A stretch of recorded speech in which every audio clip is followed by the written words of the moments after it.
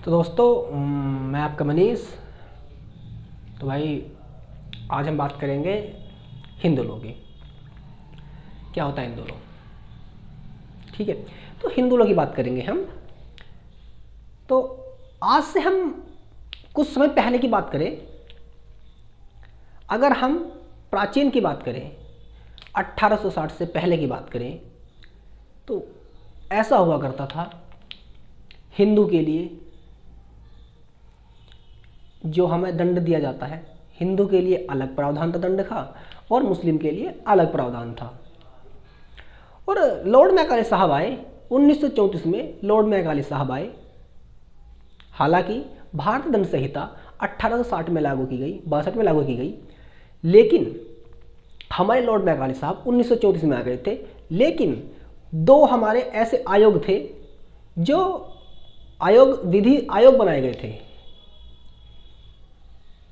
ठीक है, जब दो आयोग बनाए गए, पहला आयोग हमारे लॉर्ड मैकाले साहब ने बनाया और उसमें भारतीय दंड संहिता जैसी बुक का एक विश्लेषण किया गया और उसको ब्रिटेन संसद से प्रस्ताव पास हुआ और उसे हमारे भारत में लाया गया, लेकिन वह अमान्य कर दिया गया। लेकिन 1847 में फिर दूसरा विधि आयोग बना, एक लॉ कमेटी बनी, उसमें भी इतना कोई प्रभाव नहीं हुआ, लेकिन वो भी अमान्य कर दिया गया। लेकिन कुछ वर्षों के बाद दो व्यक्ति आए, जॉन मैथ्यू एंड पीकॉक। उन्होंने एक बुक देखी कि भारत दंड संहिता काफ़ी सालों से पड़ी है और उन्होंने ब्रिटेन की संसद से प्रस्ताव पारित करवाया, प्रपोजल पारित करवाया और वो पूरे भारत में लागू करवा दी। ठीक है, तो हम बात करते हैं हिंदू लॉ की। आज जो हमारे आपराधिक मामले हैं वो भारत दंड संहिता के अनुसार दिए जाते हैं। अगर कुछ पारिवारिक मामले होते हैं उसमें हिंदू लॉ का, अगर हिंदू संबंधित है तो उसमें जो पारिवारिक मामला होता है वो हिंदू लॉ से दिया जाता है। अगर मुस्लिम है तो वो मुस्लिम लॉ से दिया जाता है। और हम बात करें मुस्लिम लॉ की, तो मुस्लिम लॉ एक केस है साहबानो वर्सेस मोहम्मद खान 1986। उसमें उस केस में कहा गया, भाई साहबानो थी, 58 की एज की थी, उन्होंने मोहम्मद खान ने उन्हें तलाक दे दिया। और जब तलाक दे दिया, एक नाम आता है तलाक ए बिद्दत, तलाक ए बिद्दत नाम आता है। तो उन्होंने एक अर्जी दायर कर दी कि मुझे पेंशन चाहिए। जब उन्होंने कहा कि मुझे पेंशन चाहिए तो उन्होंने हाई कोर्ट में पेंशन याचिका दायर कर दी। जब याचिका दायर कर दी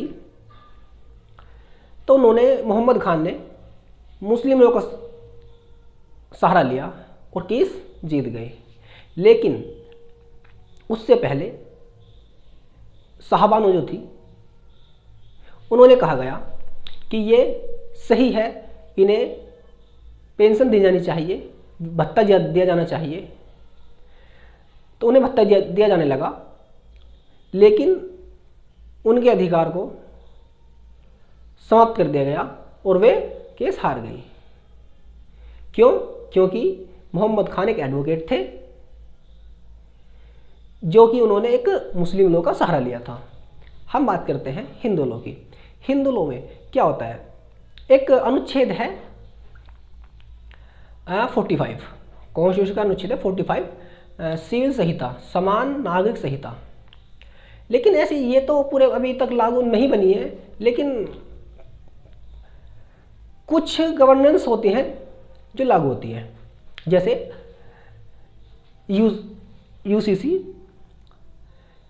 यूसीसी में दो स्टेप आते हैं, एक होता है एक्सक्लूसिव और एक होता है कॉमन। भाई साहब, जो हिंदू के लिए प्रावधान है वही मुस्लिम के लिए प्रावधान है। ठीक है, जो हिंदू पर पारित होगा, ये जो हिंदू पर लागू होगा वही मुस्लिम पर लागू होगा। ठीक है, यहाँ तक की बात क्लियर है। तो अगर आप देखो, अगर कोई हिंदू है और कोई मुस्लिम है, अगर इन दोनों के बीच कॉन्ट्रैक्ट ब्रीच होता है, अगर कोई कॉन्ट्रैक्ट ब्रीच होता है तो इंडियन कॉन्ट्रैक्ट एक्ट के तहत होगा। क्या इसमें हिंदू और मुस्लिम का कोई फर्क पड़ा? नहीं पड़ा, इसमें कुछ भी फर्क नहीं पड़ा। तो हम बात करते हैं हिंदू लॉ की, ठीक है, हिंदू लॉ।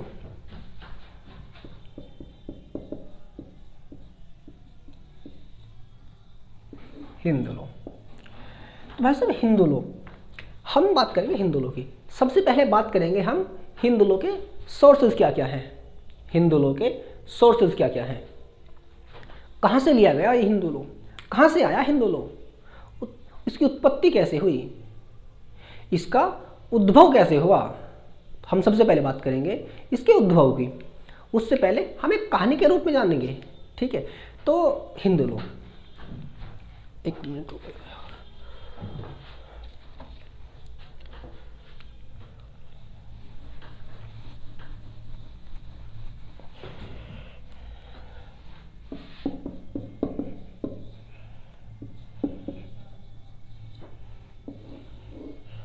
हिंदू लॉ, तो भाई साहब हमारे हिंदुओं में, हिंदू भाई साहब 16 संस्कारों की बात की गई है। 16 संस्कारों की बात की गई है। किसकी बात की गई है? 16 संस्कारों की बात की गई है। किसकी? 16 संस्कारों की। उसमें से एक सबसे पहला संस्कार आता है शादी, विवाह, शादी, शादी भाई साहब मैरिज एक संस्कार होता है, महत्वपूर्ण संस्कार है शादी। 16 संस्कारों में से एक संस्कार है शादी, मैरिज, मैरिज, ठीक है। क्या है ये संस्कार? तो हम बात करते हैं कि क्यों है महत्वपूर्ण, ठीक है। तो देखो सबसे पहले बात करेंगे हम हिंदू लॉ की, उसमें मैरिज की, ठीक है। एक एक्ट आता है मैरिज एक्ट 1955, ठीक है। तो हम बात करेंगे मैरिज की। हिंदू लॉ के तहत अनकोडिफाइड लॉ भी आता है, ठीक है। सोर्सेज, जो हिंदू लॉ के सोर्सेज हैं, जो हमारे सोर्सेज हैं, कहाँ से हिंदू लॉ लिया गया है उसकी बात करेंगे। तो सोर्सेज होते हैं दो प्रकार के, टाइप ऑफ टू। एक होता है एनिसेंट और एक होता है मॉडर्न। तो एनिसेंट में 3 आ जाएंगे हमारा, स्मृति, श्रुति, custom and commentaries and digest, 4 आ गए, ठीक है। और जो मॉडर्न हमारे स्रोत हैं, सोर्सेस हैं, उसमें आएगा भाई साहब प्रेजेंट, इक्वलिटी एंड लेजिस्लेशन। जो हमारा लेजिस्लेशन मॉडर्न में बहुत महत्वपूर्ण होगा, इंपॉर्टेंट होगा, ठीक है। सबसे पहले बात करेंगे सोर्सेज की, और उससे पहले बात करते हैं हम शादी की। देखो कहानी के तौर पर चलते हैं हम, कहानी के तौर पर अगर हम कहानी की बात करें, शादी, हम कुछ द्वापर युग से पहले की बात करते हैं, त्रेता युग में। किसमें? त्रेता युग में। त्रेता युग की बात करते हैं, जब राम लंका से युद्ध जीतकर सभा कर रहे थे, तो एक व्यक्ति सभा में आए न्याय मांगने के लिए। उन्होंने कहा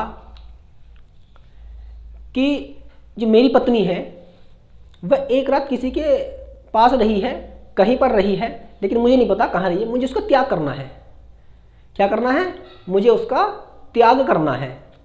वहीं सभा में बैठा एक व्यक्ति बोल देता है कि भाई ऐसे तो सीता माता भी लंका में बहुत साल गुजार कर आई है, लेकिन सीता माता ने टेस्ट दे दिया था अपना, जो टेस्ट था उनका वो हो गया था उनका टेस्ट, लेकिन राम जी को बात अच्छी नहीं लगी, उन्होंने उन्हें वनवास दे दिया। जब उन्हें वनवास दे दिया तो मैं दो शब्दों की बात करता हूँ, हमारे 2 वर्ड आते हैं, जुडिशियल सेपरेशन और एक होता है डिवोर्स। इसमें डिफरेंट क्या है, डिफरेंस क्या है उसमें? जुडिशियल सेपरेशन और हमारा डिवोर्स, हमें 2 शब्दों की बात करेंगे, ठीक है।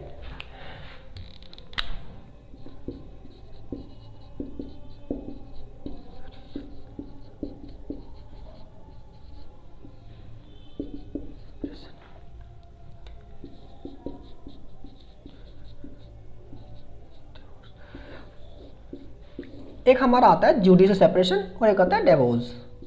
ये दो शब्द होते हैं। तो अगर मैं जुडिशियल सेपरेशन की बात करूं,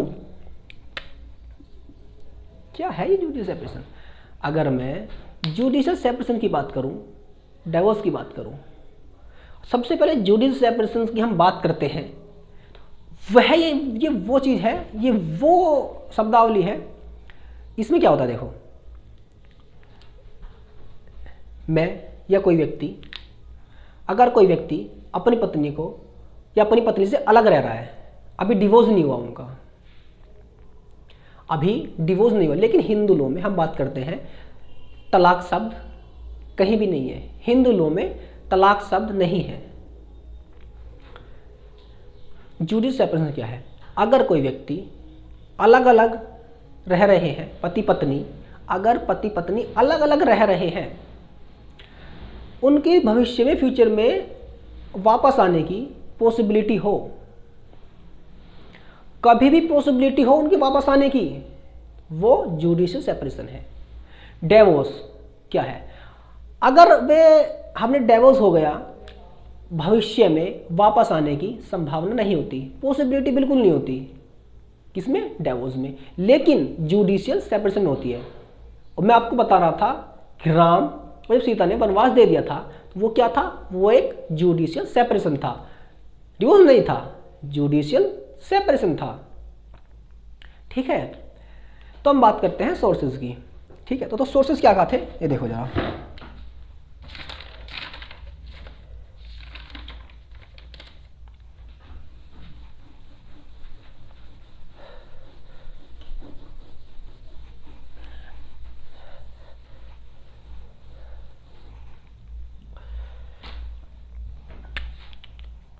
देखो सोर्सेस,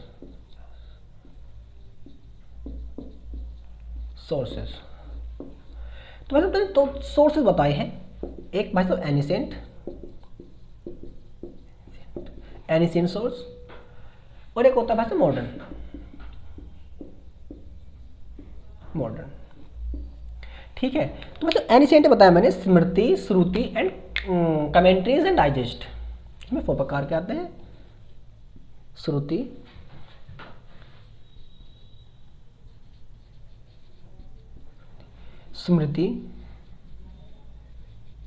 स्मृति और एक आता है commentary and digest. Commentary and digest, commentary and digest, और एक आता है कस्टम, हमारा चौथा था कस्टम। ठीक है, तो हमारे जो एनिसेंट सोर्स है,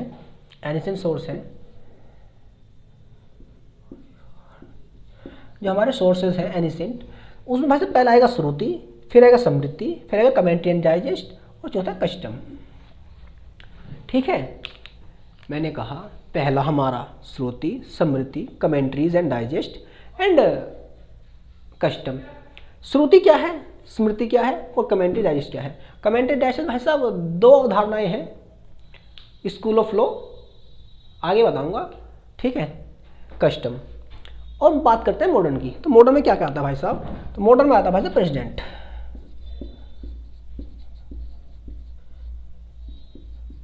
प्रेसिडेंट, और दूसरा आता है लेजिस्लेशन,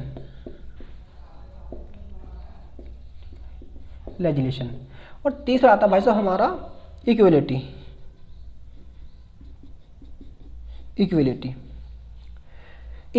एंड गुड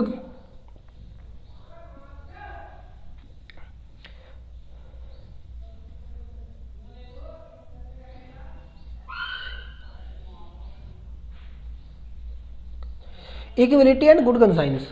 ठीक है, इक्वलिटी एंड गुड कंसाइंस। तो भाई साहब हम बात करेंगे सबसे पहले स्मृति की, श्रुति की, उसके बाद करेंगे कमेंट्री एंड डाइजेस्ट की, उसके बाद हम बात करते हैं कस्टम की, और हम बात करेंगे फिर मॉडर्न सोर्सेज हमारे, उसमें बात करेंगे पहले प्रेसिडेंट की, दूसरी बात करेंगे लेजिस्लेशंस की, तीसरी बात करेंगे इक्वलिटी एंड गुड कंसाइंस की। ठीक है, अब देखो क्या होती है स्मृति। ठीक है, क्या होती है स्मृति, देखो जरा।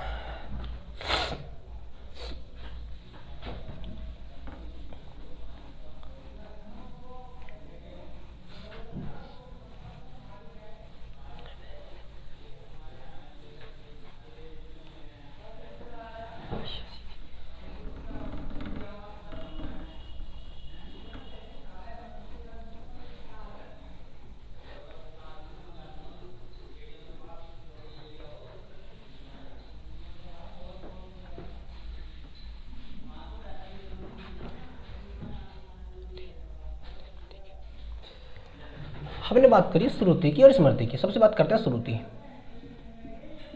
छोटा हो गया भाई, थोड़ा सा बड़ा कर रहे हैं।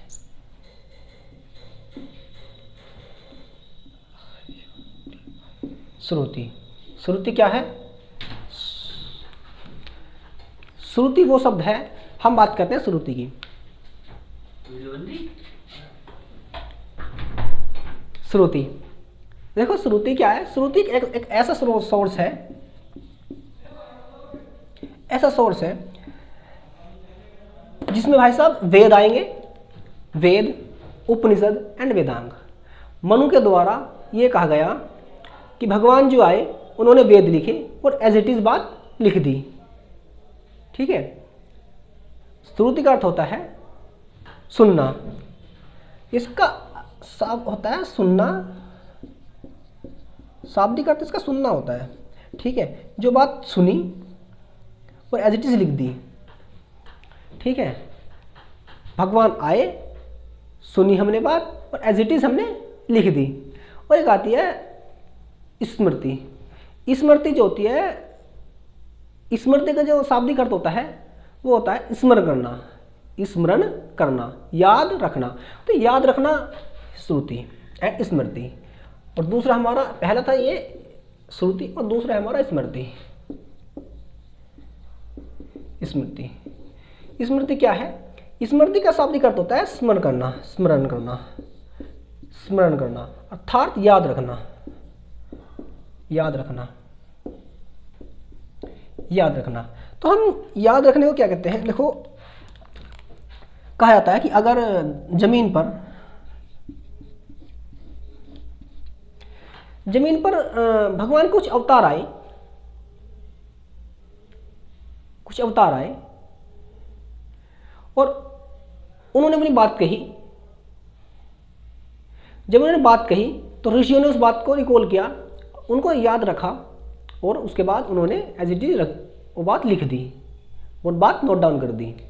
ठीक है, मैंने कहा श्रुति में कि जो हमारे सोर्स है, अर्थात इसका अर्थ है सुनना। तो श्रुति, जो भगवान आए उन्होंने बात एज इट इज लिख दी। जैसे वेद हुए, वेद, वेदांग एंड उपनिषद। हमारे वेद 4 प्रकार के वेद हैं, 4 वेद हैं हमारे, ऋग्वेद, सामवेद, अर्थवेद और एक होता है हमारा ऋग्वेद। और हमारे 6 उपनिषद हैं और 18 हमारे उपनिषद हैं। उन्हीं से के सोर्स पर चलती है श्रुति। और स्मृति क्या है?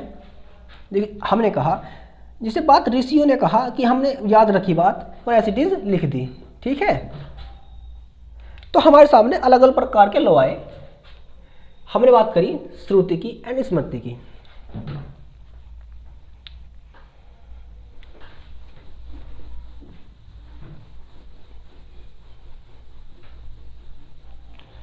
श्रुति की, स्मृति की। हम बात करेंगे कमेंट्री एंड डाइजेस्ट की। किसकी? कमेंट्री एंड डाइजेस्ट की।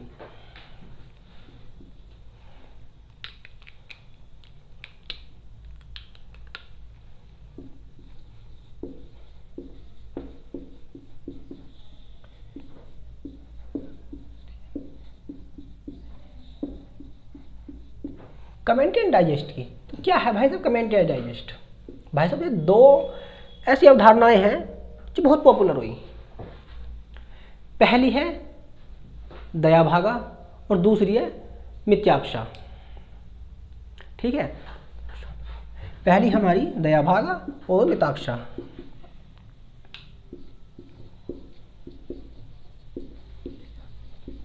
दयाभागा और दूसरी मिथ्याक्षा।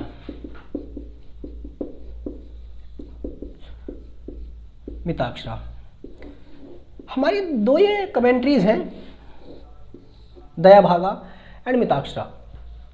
तो ये हमारी 2 कमेंट्रीज आई।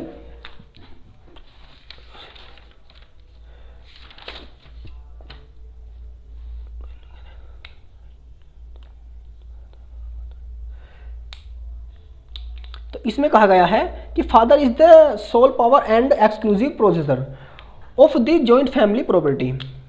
ठीक है, जो पिता होता है उसे पार्षण करने का अधिकार होता है। ठीक है, जो पिता है पार्षण करने का अधिकार होता है बेटे का इसमें अधिकार नहीं होता, लेकिन जो मिताक्षरा है उसमें बेटे का अधिकार होता है। ठीक है, तो ये हमारी दया भागा है, ये भाई साहब ज़्यादा पॉपुलर नहीं हो पाई, ये ज़्यादा पॉपुलर नहीं हो पाई। ये सिर्फ असम एंड पश्चिम बंगाल, ये सिर्फ 2 ही राज्य ऐसे हैं जहां प्रचलन में है, असम एंड पश्चिम बंगाल। लेकिन जो मिताक्षरा है वो पूरे भारत में प्रचलन में है, ये बहुत पॉपुलर हुई, यो बहुत ज़्यादा पॉपुलर हुई। तो हम बात करते हैं मिताक्षरा की।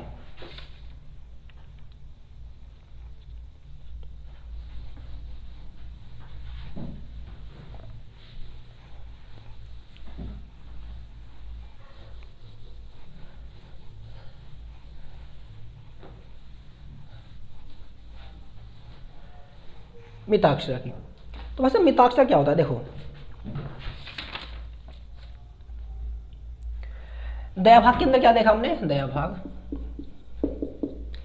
के अंदर क्या देखा, और मिताक्षरा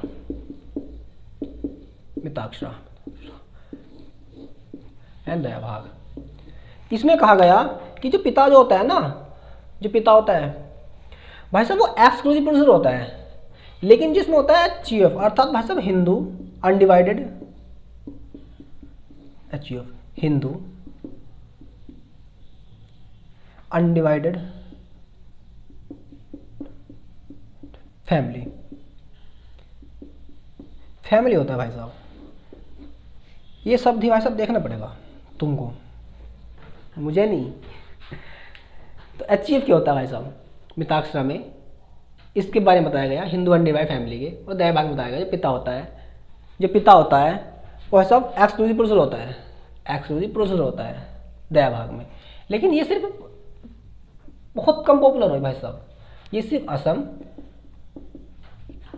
असम और पश्चिम बंगाल में रह गई।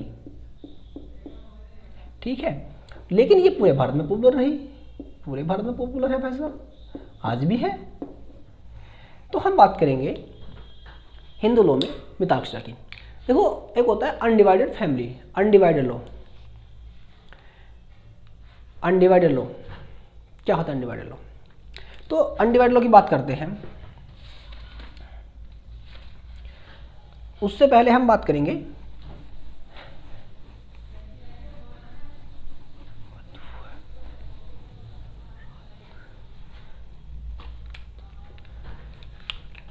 मॉडर्न सोर्स की।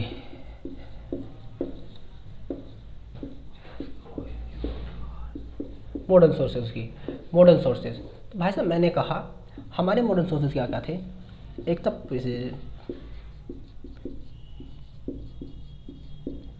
एक हमारा लेजिस्लेशन, एक हमारा होता है भाई साहब equality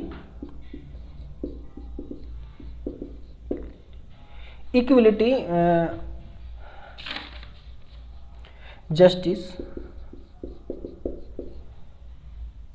and good conscience.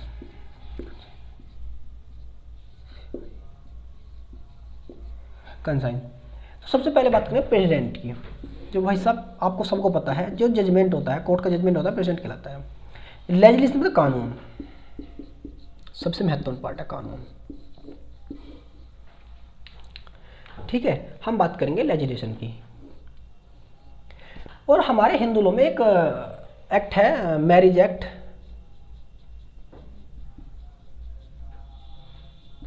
Marriage act 1955।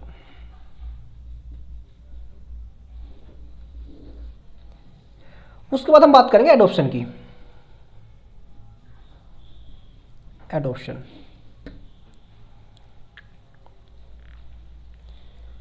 उसके बाद बात करेंगे हम डिवोर्स की। ठीक है, तो हम बात करेंगे सबसे पहले मैरिज एक्ट की। मैरिज एक्ट क्या होता है, मैंने आपको कुछ जानकारी दी, आपको समझ में आया होगा कि सोर्सेज ऑफ हिंदू लॉ। ठीक है, तो मैंने आपको जानकारी दी मिताक्षरा एंड दया भागा। मिताक्षरा और दया भागा, दया भागा में क्या था मैंने आपको बताया, मॉडर्न में क्या था मैंने आपको बताया।